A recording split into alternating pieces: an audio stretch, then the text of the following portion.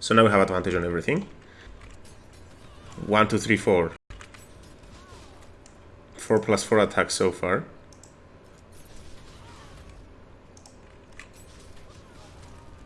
So that was 4 times 4, 16 attacks. We get 2 more attacks with our action and 2 more bonus action attacks and the Gloomstalker attack. Or alternatively, guys, again, you can do Slashing Flurries to do double attacks. Executioner, they both auto-crit. Yep, she's dead. 1 turn. No need to paralyze her. And you also get another attack, which you can use an arrow of many targets. You know the build is good when you run out of enemies before you can do all of your attacks. Gloomstalker attack, and then we have 2 more bonus action attacks.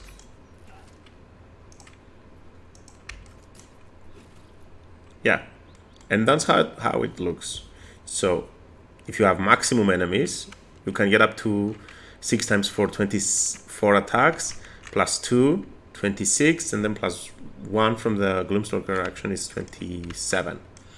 Again, and with Action Surge, you'd be even able to do plus 2, which stands for 8 more attacks with the arrows of many targets. Crazy. Hello guys, welcome. Today we're gonna be going through the Van Halsin part 2 build. You guys liked the video, you guys requested it, and we're going through this. So this is gonna be a follow-up to our Van Halsin video where we made a range spark with dual crossbows, and you guys liked it so much, so we're gonna be doing this video. So Halsin is unfortunately no longer part of my party because of some things that escalated during my campaign. However, I'm gonna be doing it with Shadowheart, and we're gonna be going through it with Shadowheart. You can consider it as an Anna Valerius ranger if you want to. You could do this on Minsk. Why I like Shadowheart for this build is that if you complete her storyline well in a specific way, you get this permanent bless condition, which is very useful when you're doing sharpshooter stuff. And yeah, let's get straight through the build. If you guys enjoy the content, please make sure to subscribe because not everyone subscribes. And yeah, let's get to it. Also, if you guys want a specific build, write down in the comment what you want to see. I'll look at them and see which one is mostly requested. This is how I usually do my builds, and then I always discover some really cool stuff on the way while I'm working on the build. Let's look at the Excel spreadsheet. For races, I recommend Drow or Gnome. If you go for Drow, what is good about it, you don't really have to start as a rogue or a fighter or a ranger. You can just start out as whichever one you like, so you could even start out as a bard. But yeah, other than that, it's mostly thematic, and it looks really good with it. And alternatively, you can go for a Gnome, which gets the advantage on saving throws and proficiencies and all of that, which is great again.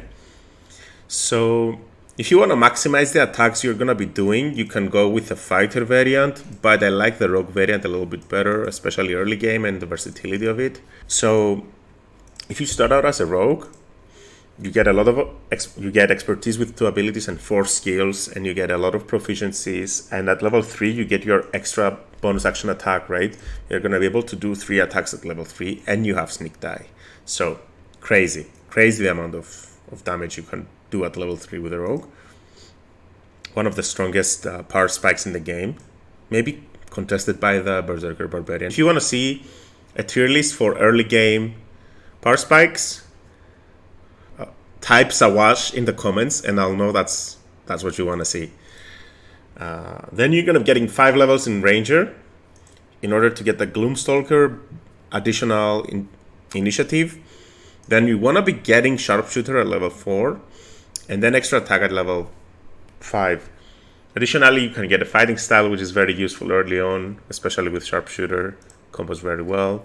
You get Natural Explorer and Favored Enemy, which are all useful, and then you go for Bard, and you want to go for a Swords Bard, because when you get the Swords Bard, you can actually boost your damage quite a lot, consistently, reliably, without any consumables.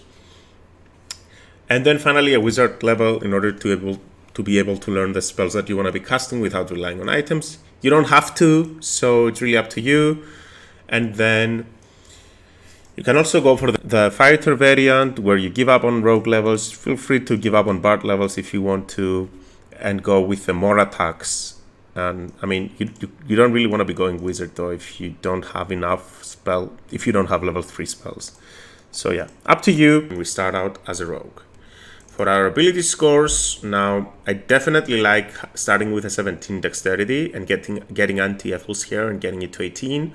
Constitution, you need at least 14 in order to not die. And then I like intelligence maybe, 16 points on charisma.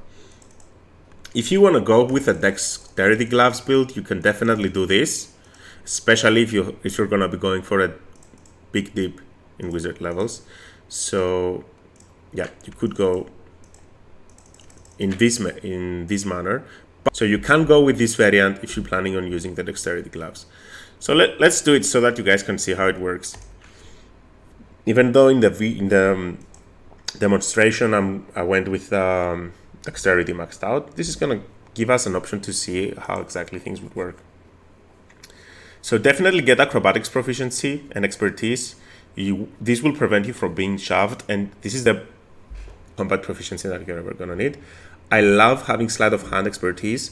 It's very useful when sneaking up on your enemies and traders and just stealing stuff from them and pickpocketing them before you kill them. If you want to check what somebody has on them, you don't have to save scam a lot, and it saves a lot of time. Deception and persuasion are very good if you're going to be the face. If this is going to be your Shadowheart side character, then you just don't need that. You can get investigation, you can get insight, you can get perception, and stealth. Stealth also works.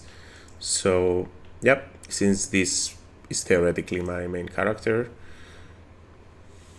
this would be really good. Just equip the gloves of dexterity so that we're not confused. Level 2.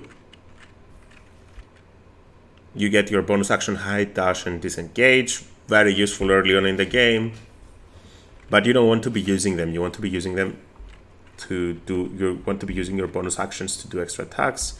So you get another bonus action at level 3. Great, we don't need any more rogue levels now. If you want to, you could go for a sharpshooter feat here and then respec down the line when you get more levels in ranger. But we're gonna go through the consistent build. From all the favored enemies, I like Ranger Knight the most because of the heavy armor proficiency. So if you find any items that are useful, it's very good. Then for your natural explorer feature, I do like the cold resistance and the fire resistance if you don't have that from your race or class or from another item. The find familiar beast tamer is also useful because you can actually use it to get the sneak damage off. But if you're not trying to solo the game, you don't really need it. So I would prefer the cold resistance because you can get fire resistance very easily. And for skills, thank you for subscribing, Tommy Antek. You can get perception, which is probably the most useful one. And at level 2, you get to get some ranger spells. The ones that I really like is Hunter's Mark. Especially at this point in the game, it's going to do a lot of damage. And I also like Hail of Thorns because it's some sort of mini AoE damage. It's going to be very useful at this point in the game. You're going to be changing it down the line though. If you want to, you can go for Speak with Animals for... roleplay reasons. Also, archery and 2-weapon fighting are both good fighting styles you can get here. We're going to be grabbing both of them down the line, so don't worry too much about it. Archery will give you +2 to your attack, so it's going to be much more likely for you to hit. But 2-weapon fighting will make sure that your second offhand damage is also added to the damage. Then at level 3 ranger, you have a few options.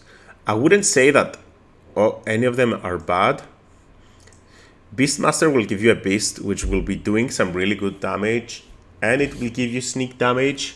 So if you're going for a solo campaign, this might be good. But Gloomstalker will give you that extra attack on the first turn, and you're going to be finishing combat within the first turn with this build. And it will also be giving you, okay, you already have the bonus action hide. It will be giving you a use of invisibility once per turn. And you also get superior dark vision. And +3 bonus to initiative is crazy good for this build, guys. Because you want to be going first and you want to be doing damage with it. Because Again, this could solo the game. So if you want to solo the game, you need to be going for this. Hunter will consistently give you a little bit of damage. I don't like it too much though. So I definitely go for Gloomstalker with this build, with mine, but you guys can do whatever you want. Speak with animals for roleplay, and I don't want to change any spells. Ranger level 4, we get our feat. So right now, we want to be getting Sharpshooter. Sharpshooter is definitely the reason why this build does so much damage. So then at level 5, you get your extra attack, you get to learn level 2 spells, so I would definitely be picking up Spike Growth. You might even consider changing the spell that you don't use as much, maybe Hail of Thorns, into maybe Pass Without a Trace or Silence, whatever you find most useful. However, now you have your extra attack, so there's not really a lot of excuses to use your action to cast a spell. Level 6, we want to be going into Bards. Why do we go for Bards? Because College of Swords is really, really, really good. For cantrips, you want to be getting Friends and Minor Illusion, in my opinion. Friends is very good in situations, and since you're never going to be using spells during combat or cantrips during combat, Friends is a great option for getting advantage on your situations. Just remember to run away from the guy after you use it on them, because it works like pickpocketing when the effect wears off. Minor Illusion is very good for stealing, and you're gonna be a thief, so very good for you. And for spells, I definitely like the Healing Word. Give up one attack to pick up one of your team members. If you're not gonna have a team, then you don't really need it. Tasha's Hideous Laughter, very good for CCing your enemies. Fairy Fire, very good for giving you advantage on all attack rolls against enemies. And maybe Featherfall for roleplay, or Bane. Both are okay options. Your Thunder Wave as well to push enemies off cliffs. It's really up to you with the final one. Instrument, I went for the Lyre because it looks good. Then for abilities, I would get Performance since we're going to be a bard. We might want to perform here and there and just get some money. You also want to get that achievement if you gather 100 gold. Then at level 2 Bard, you get Jack of all trades, very useful feat. At this point, your proficiency is +4, so you get +2 to anything you don't have a proficiency in, so you're not going to be bad at anything. Then Song of Rest is a good way to prolong your days, and maybe Featherfall at this point. Longstrider is a ritual, so you could get that and use it for free. So sure, that also works. And at level 3 Bard, you get level 2 spells, but what you really want to get here is the College of Swords. And why do we get that? Because we can use... Okay, so you can get 2 weapon fighting styles. So we kind of did it in a bad order, guys. Pick Archery on the Ranger fighting style, and then pick up two weapon fighting here, right? We kind of messed this up. You already have Silence. You could go for Invisibility or Hold Person or Enhance Ability.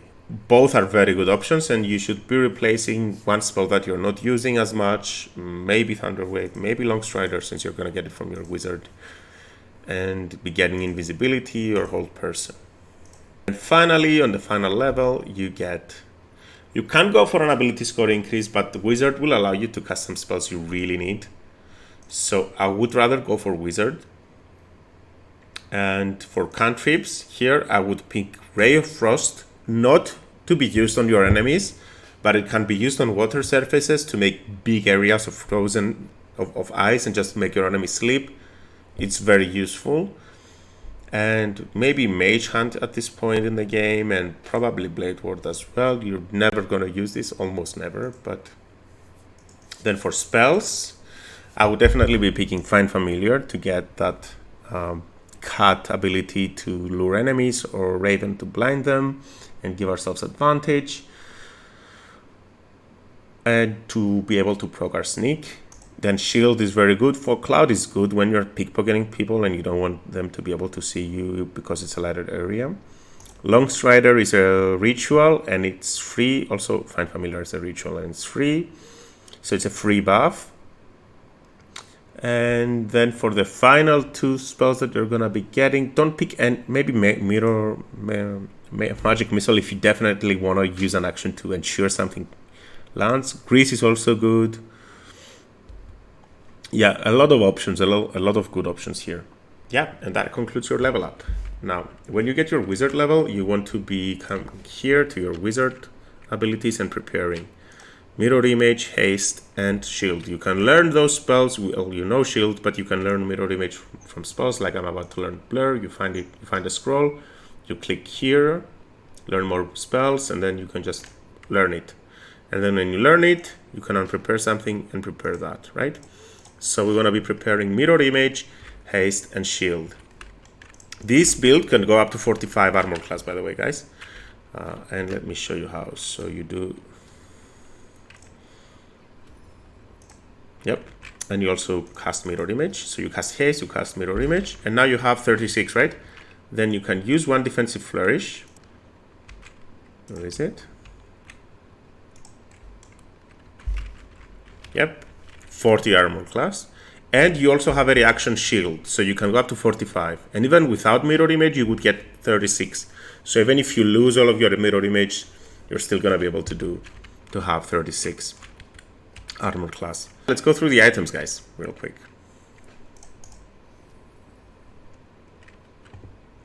For hats, there's a lot of good hats you can wear with this build. The Pyro Quickness hat, because it allows you to actually get a free bonus action attack, which while at the same time casting a fireball, which usually does a lot of damage. Birthright gives you charisma, higher DC, more bardic inspiration. Circlet of Hunting is also very, very strong, especially when you use your Hunter's Mark and you get another 1d4 on all your attack rolls. For cloaks, Cloak of Protection, Cloak of Displacement is also good. Then for armors, I found a few that work. Like anything that adds dexterity to your armor class is very strong. I do like the Wanderer's Gloves because they do give you +1 armor class and an additional use of Bardic Inspiration so that we can use our flourishes more. Our Defensive Flourish and our Slashing Flourish. Also, if you can see here, you see that the bonus action attacks do not get affected by the -5 penalty. Yeah. Why does it change so much of it? Yeah. +15. Yeah, it can be a little bit too much. So for some reason, it bugs out a little bit. Yeah, it's added on top of my dexterity bonus.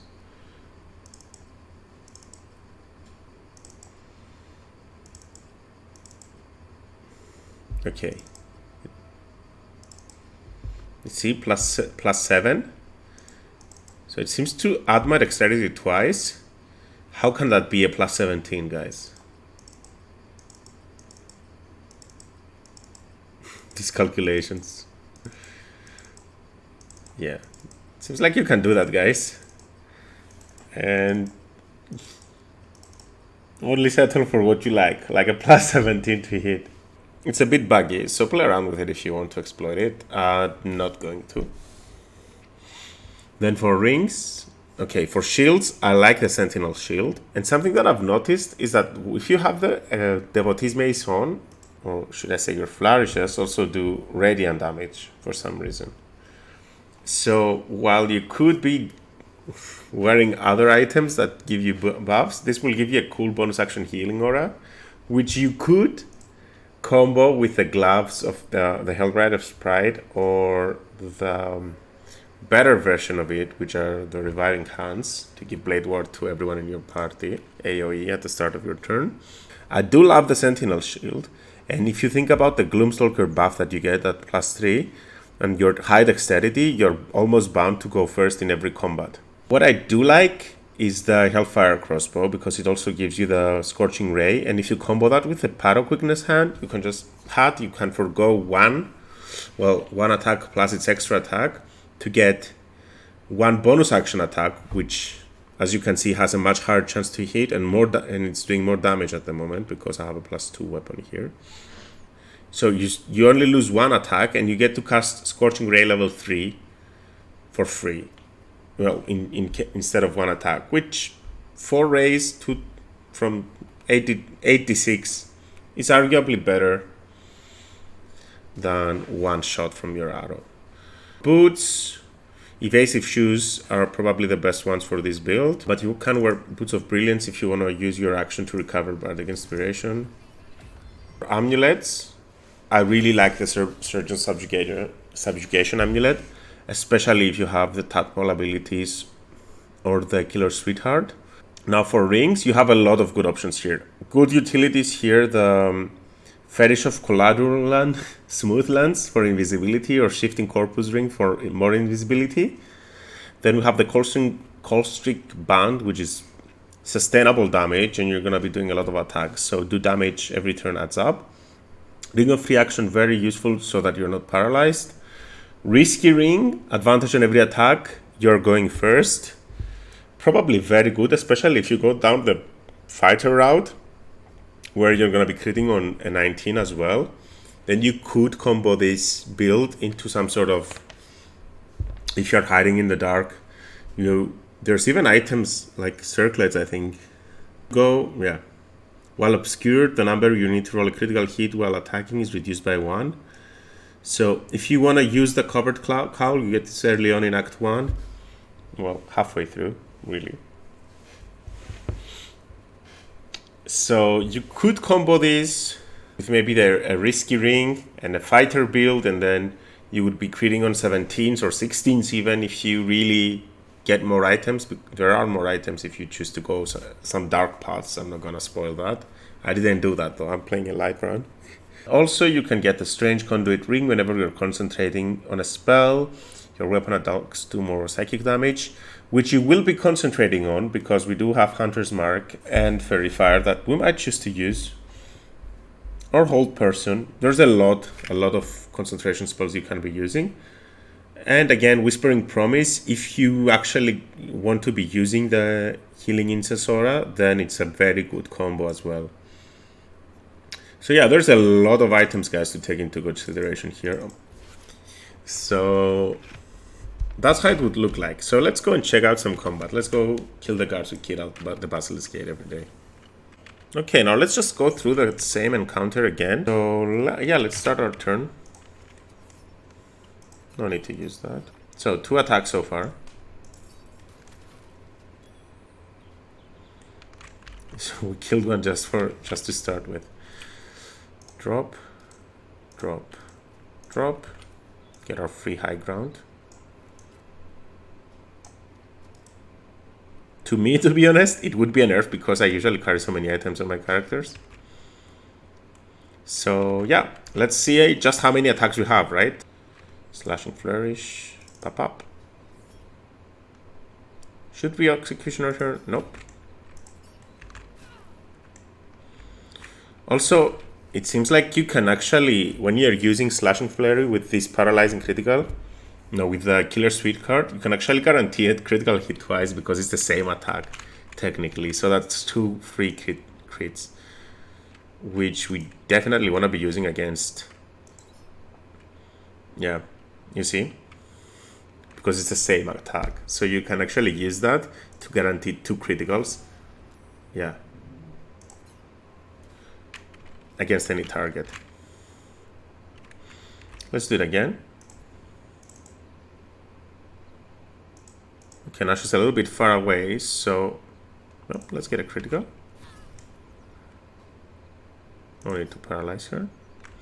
Okay, now she leaves, and let's do another Slashing Flourish. No! What did I do? Well, it's okay.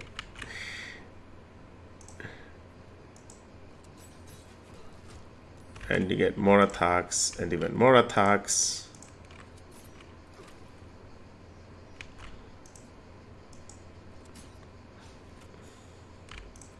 And we can also use a Dread Ambusher attack.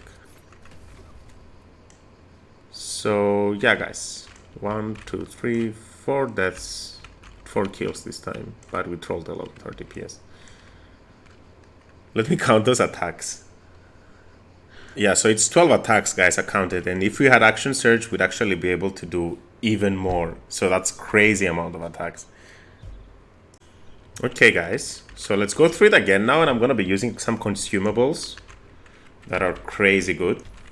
Again, consistently we always go first, and we're only gonna be focusing him and using AoE on the rest. So again, we'll start with our combo. So climb on. Can't get there. Move it a little bit to the side if you get that.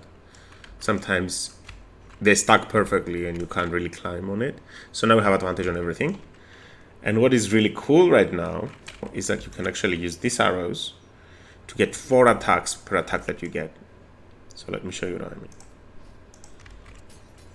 1, 2, 3, 4. And it was a crit, right? He's immune to psychic, they weren't. And as you can see, it also does the plus 10 from the sharpshooter, right?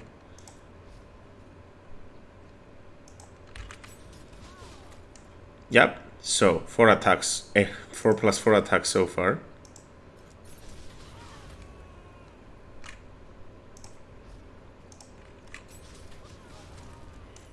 Yep, extra action unlocked. So that was 4 times 4, 16 attacks. We get 2 more attacks with our action and 2 more bonus action attacks and the Gloomstalker attack. So let's continue with the arrows of many targets, or they would theoretically do 3 attacks right now, right? Or alternatively, guys, again, you can do slashing flurries to do double attacks. Executioner, they both auto crit. Yep, she's dead, 1 turn. No need to paralyze her. And you also get another attack, which you can use an arrow of many targets. Again, guys, we ran out of enemies, so you know the build is good when you run out of enemies before you can do all of your attacks. Gloomstalker attack, and then we have 2 more bonus action attacks.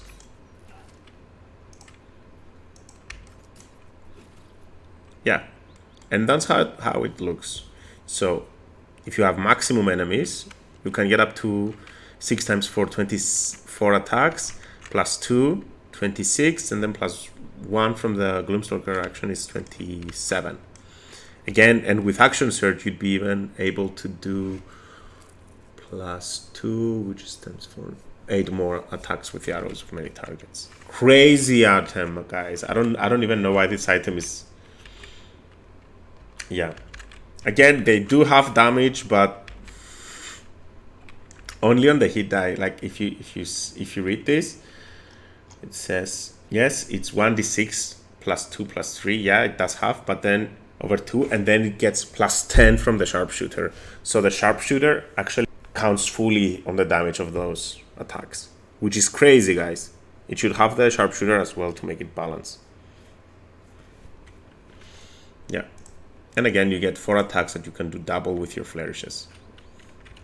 It's crazy build, guys. And I think with this new information, the Bard build that we went through the other last time, it's even crazier. Anyway, if you enjoy the content, guys, I'm not going to drag it on for too long. If you enjoy the content, please drop a subscribe, like the video. Let me know in the comments what you want to see for my next video. I definitely think that the ranged builds seem so much stronger right now. So yeah, I'll definitely be making more of those. See you around, guys. Not everyone subscribes.